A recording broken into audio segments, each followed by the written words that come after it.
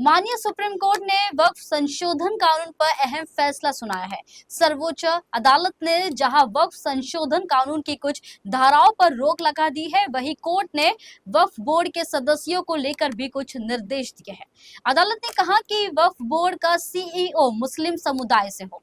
Court ने कहा कि वक्फ बोर्ड को 11 सदस्यों में 3 से अधिक गैर मुस्लिम ना हो। कोर्ट ने इसके साथ ही राजस्व से संबंधित कानून पर रोक लगाई है।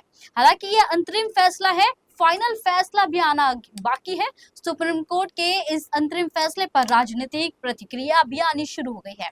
मुस्लिम पक्ष ने जहां इस फैसले का स्वागत किया, राजनीतिक पार्टियों ने क्या कुछ कहा, आइए जानते हैं। देखिए, माननीय सर्वोच्च न्यायालय ने जो भी निर्णय दिया है उसका अभी अध्ययन करेंगे। हमारे जो खास करके हमारे वकील हैं वहां पर जो सरकार की तरफ से, लेकिन जो भी निर्णय आया है हम उसको स्वीकार करते हैं। और सबसे बड़ी बात यह है कि पूरे जो संशोधन अधिनियम 2025 है वक्फ का, उसको पूरी तरीके से उस पर कहीं को रोक नहीं लगाई है। कुछ चीजों पर रोक की बात की है। जो चीजें उठाई थी तमाम याचिकाकर्ताओं ने, कुछ चीजों पर अभी मुझे लगता है कि जल्दीबाजी होगी कुछ कहना, लेकिन मुझे लगता है कि जो वक्फ का संशोधन आया 2025 का, उसको लेकर रोक लगाने को माननीय सर्वोच्च न्यायालय ने कहा कि इस पूरे कानून पर रोक नहीं लगाई जा सकती है। तो जाहिर सी बात है ये जनहित के लिए लाया गया कानून है। और माननीय हमारे जो गृह मंत्री हैं उन्होंने भी सदन में कहा था कि हम शरिया के मामले में कोई बात नहीं कर रहे हैं। हम वक्फ बोर्ड को लेकर, जो बोर्ड हमारा बनता है वो संवैधानिक होता है, प्रशासनिक होता है। तो बोर्ड में जो 3 सदस्य को लेकर बात उठ रही थी बार बार कि उसमें गैर मुस्लिम नहीं आ सकते, उसको लेकर साफ तौर पर माननीय सर्वोच्च न्यायालय ने कह दिया है कि 3 सदस्य जो होंगे वो आप गैर मुस्लिम रख सकते हैं, क्योंकि ये वहां पर उसको वक्फ बोर्ड को चलाने के लिए, और जो सदस्य 3 होंगे वो गैर मुस्लिम लिए जा सकते हैं। तो उस पर कोई रोक नहीं लगाई है। तो मुझे लगता है कि ये निर्णय अपने आप में ये बताता है कि ये जनहित के लिए, जो लोगों को न्याय देने के लिए जो वक्फ अधिनियम 2025 माननीय मोदी सरकार लेकर आई थी, उस पर पूरी तरीके से सहमत है माननीय सर्वोच्च न्यायालय भी। और जो हमारे याचिकाकर्ता हैं जिन्होंने भाई याचिकाएं लगाई थी, जिन्हें थोड़ा कहीं ना कहीं गलतफहमियां थी, उस गलतफहमी को भी दूर कर दिया है माननीय सर्वोच्च न्यायालय ने। तो हमें लगता है जैसे 5 साल की प्रैक्टिस वाली बात अगर आप करें तो उस पर अभी देखना पड़ेगा, उस आदेश में उसकी कॉपी को पढ़ना पड़ेगा कि क्या चीजों को, क्या गाइडलाइन है, क्या माननीय सर्वोच्च न्यायालय ने कहा है, उस पर तब हम लोग बात करेंगे, क्योंकि अब उसका अध्ययन करना है। लेकिन और चीजों पर जो बात थी, जो बार बार उठ रहा था सवाल, जो चाहे आप देखें all India Muslim personal law board था या और तमाम याचिकाकर्ता थे, वो ये कह रहे थे कि ये गैर मुस्लिम नहीं आ सकते बोर्ड में। तो बोर्ड में, चूंकि बोर्ड एक संवैधानिक संस्था है, संस्था में 3 सदस्य गैर मुस्लिम लाए जा सकते हैं। इसको लेकर माननीय न्यायालय ने कोई रोक नहीं लगाई है। तो यही बात तो शुरू से माननीय गृह मंत्री जी कह रहे थे, सदन में भी कह रहे थे, हमने शरीयत में कोई छेड़छाड़ नहीं की है। जो वक्फ डीड है उसी के हिसाब से वक्फ चलेंगे, और जो संपत्तियां हैं और जो भी वक्फ के कानून हैं उसको देखते हुए जो अमेंडमेंट लाए गए हैं वो लोगों को न्याय देने के लिए लाए गए हैं। बहुत से लोगों की संपत्तियां वक्फ में दर्ज हो गई, वो दौड़ रहे थे, वक्फ बोर्ड के चक्कर लगा रहे थे, वक्फ बोर्ड में उनको जाकर न्याय नहीं मिलता था।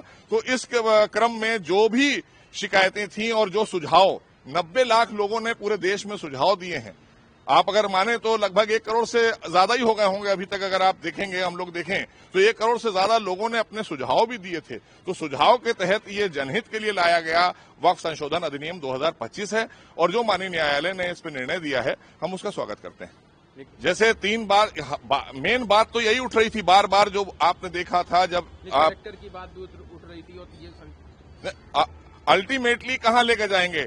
जो भी संपत्ति का मामला आएगा वो वक्फ बोर्ड किसको भेजेगा। और सीईओ की बात आई तो सीईओ को लेकर ये तय था कि पहले से ही कि मुस्लिम सीईओ होगा।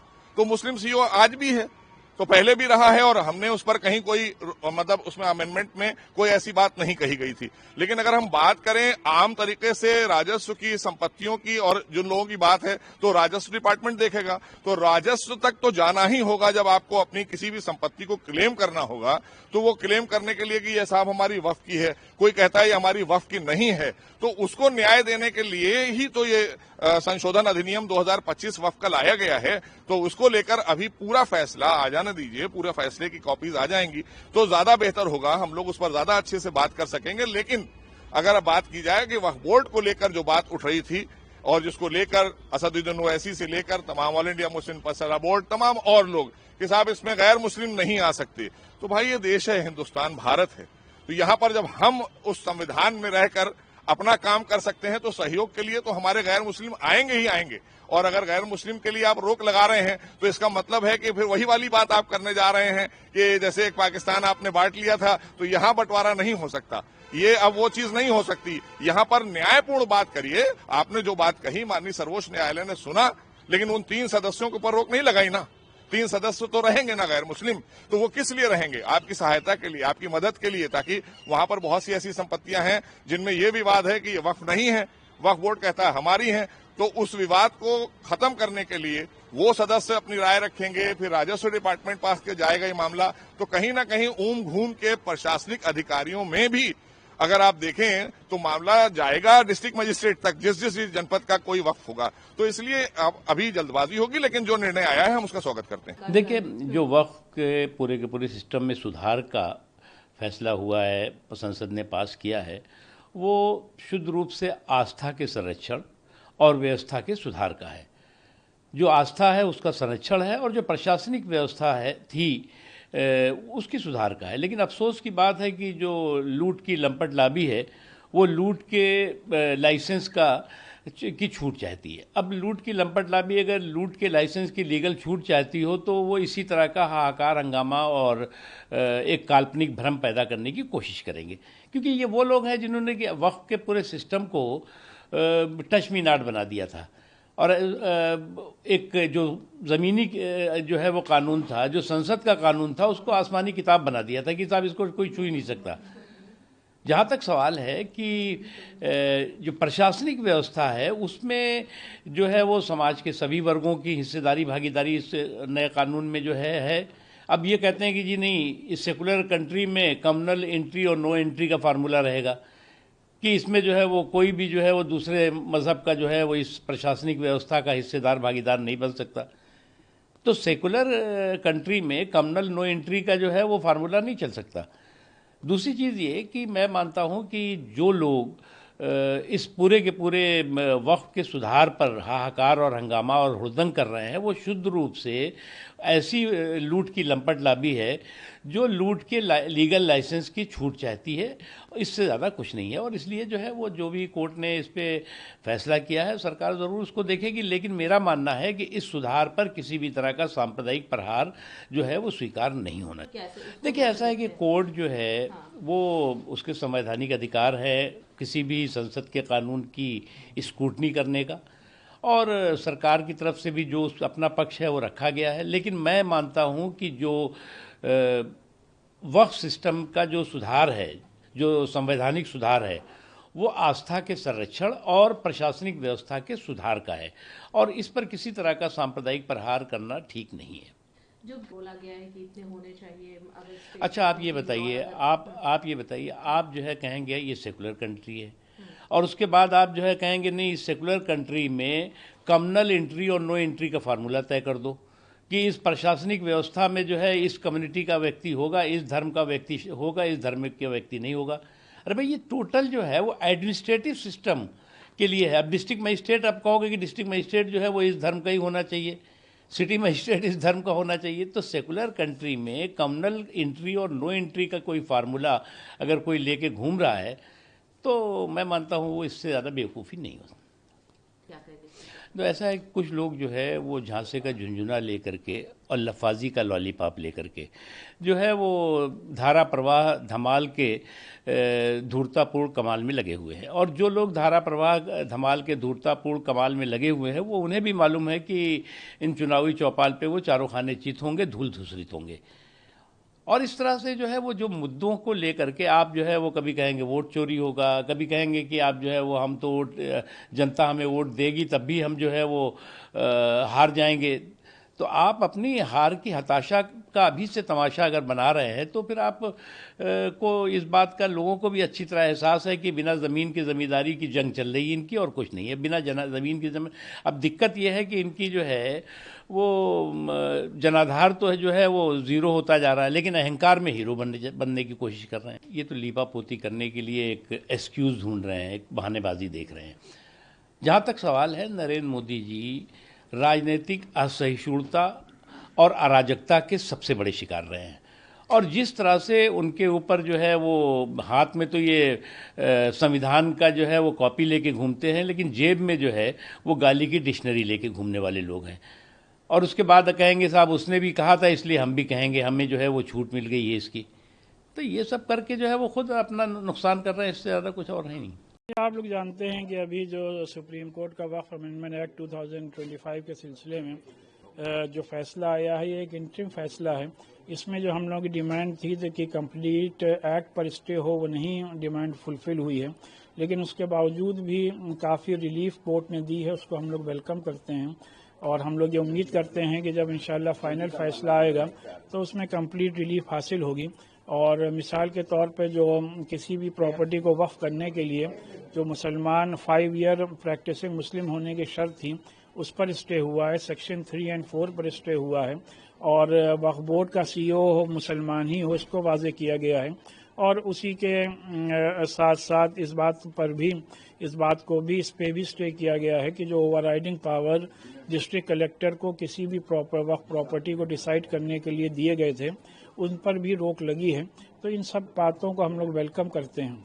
लेकिन एक बड़ी बात ये भी है कि इसमें 3 गैर मुस्लिम सदस्य भी होंगे।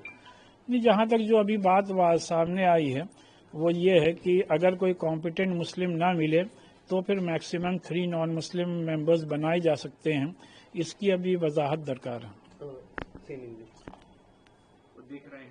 नहीं, मैं कोर्ट को बहुत बहुत धन्यवाद देना चाहता हूं, माननीय उच्चतम न्यायालय को बहुत बहुत धन्यवाद देना चाहता हूं। ये सवाल हम लोग का भी था सदन में कि आप जैसे डीएम को इन्वॉल्व उसमें करेंगे, खासतौर पर बिहार में।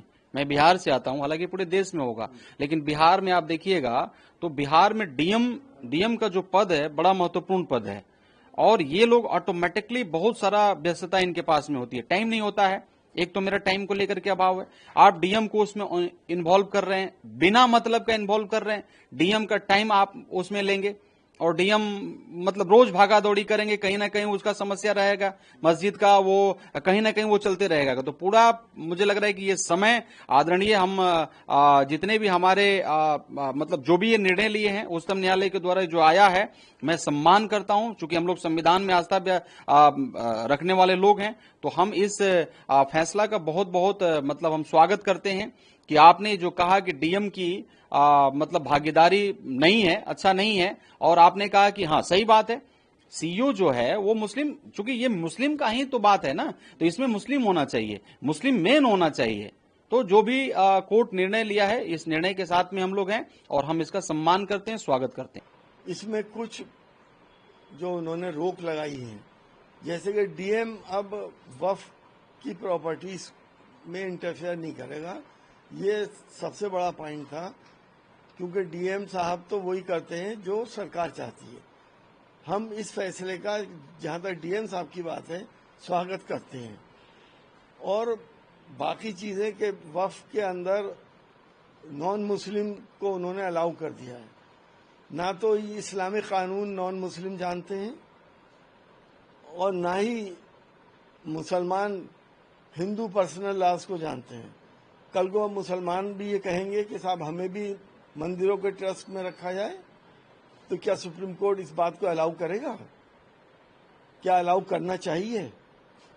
तो हमारा ये मानना है कि इसमें मुस्लिम ही होने चाहिए थे।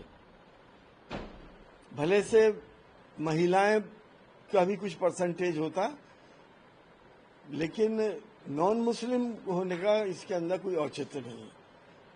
सुप्रीम कोर्ट ने फैसला दिया, लेकिन ये ध्यान नहीं रखा कि वक्फ की संपत्तियों पे अवैध कब्जे जिन जिन लोगों के हैं, सरकारों के हैं, उसका क्या होगा? सबसे ज्यादा तो अवैध कब्जे सरकारों के हैं। क्या सुप्रीम कोर्ट उन संपत्तियों को फ्री कराएगा सरकार से, और अवैध कब्जों से जो पब्लिक ने कर रखे हैं? क्या 2-2 रुपए 4-4 रुपए किराए वाले जो लोग रह रहे हैं वक्फ की संपत्तियों में, उनके लिए सुप्रीम कोर्ट ने कुछ सोचा? आज के दौर में के हिसाब से वो किराए क्यों नहीं बढ़ने चाहिए? तो बहुत से सवाल हैं इसमें।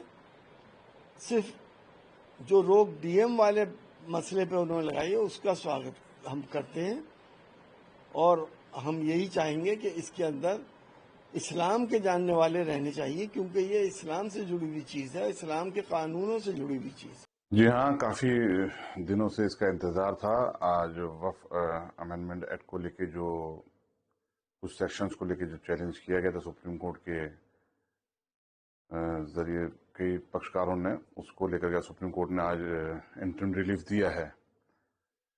देखिए, सरकार की मंशा बिल्कुल साफ थी।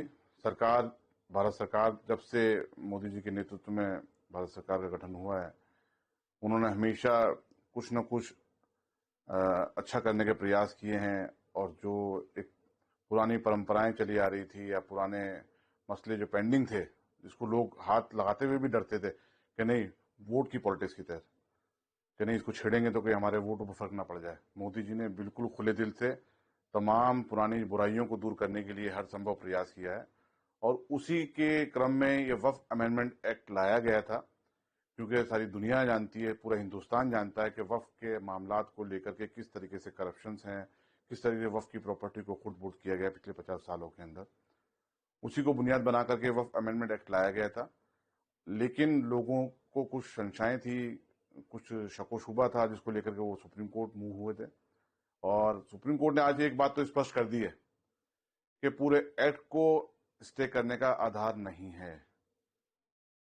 जो लोग कहते थे ना, लोग गुमराह कर रहे थे कि साहब पूरा एक्ट ही खतरनाक है और पूरा एक्ट इनवैलिड है, गैर कानूनी है, फला आर्टिकल के खिलाफ है, फला आर्टिकल के खिलाफ है, तो वो चीजें तो बहुत स्पष्ट हो चुकी हैं। हाँ बिल्कुल, मैंने अभी लोगों के बयान सुने, मुझे तो दोनों पक्ष ही संतुष्ट नजर आए आज के जजमेंट से, जो इंटरिम रिलीफ दिया गया है।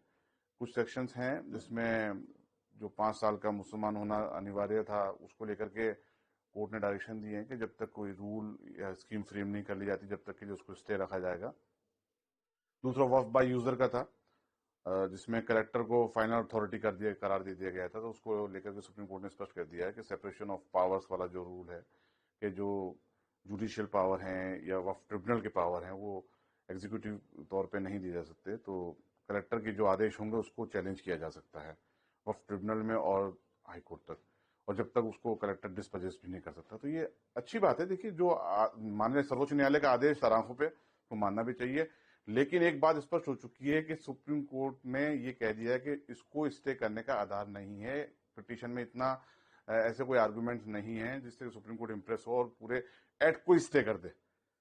भारत सरकार जो वक्फ अमेंडमेंट एक्ट लाई है और वो अब पूरी तरीके से लागू होगा पूरे देश में, और हमें पूरी उम्मीद है कि जो करप्शन वक्फ को लेकर के किया जा रहा था पिछले 50 सालों से, वो दूर किया जाएगा और वक्फ की प्रॉपर्टियों का सही इस्तेमाल होगा सोसाइटी के अपलिफ्टमेंट के लिए, मुसलमान खासतौर से मुस्लिम कम्युनिटी के अपलिफ्टमेंट के लिए। भारत सरकार की मंशा बिल्कुल साफ थी, जिसको आज सुप्रीम कोर्ट ने भी कहीं ना कहीं स्वीकार किया।